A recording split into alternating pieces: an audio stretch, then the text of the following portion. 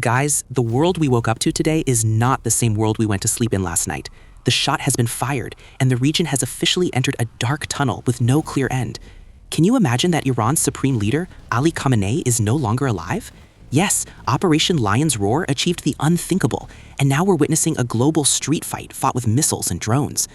It all started with a highly precise surgical strike, between 30 and 50 Israeli bombs and missiles raining down on top leadership figures in the heart of Tehran during a high-level meeting.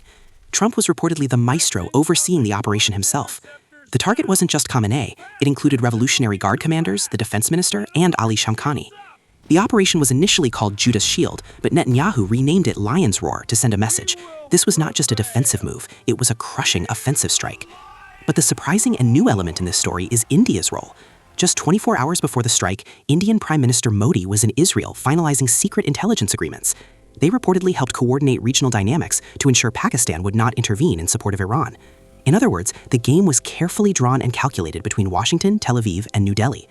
Of course, Iran didn't just stand by. Its response was outside the box and shattered all the rules of engagement.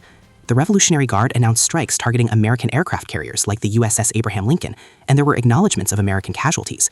But the biggest shock came when missiles reportedly reached the heart of Riyadh and Abu Dhabi Airport. Iran views those bases as being used against it, and the situation has become nothing left to lose. The real fear now isn't just the current strikes, it's the hidden weapon. Reports suggest Iran has reached 60% uranium enrichment in Isfahan, meaning a nuclear bomb could be within reach.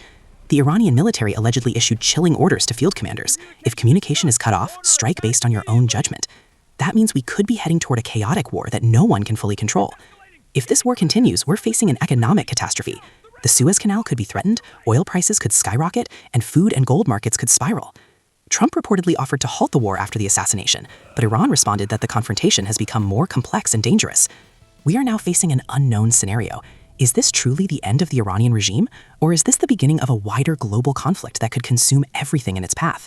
The coming days will determine who ultimately comes out on top. Share your opinion. Do you think the assassination will force Iran to back down, or will it push the region into even greater chaos? Stay tuned to uncover what's happening behind the scenes.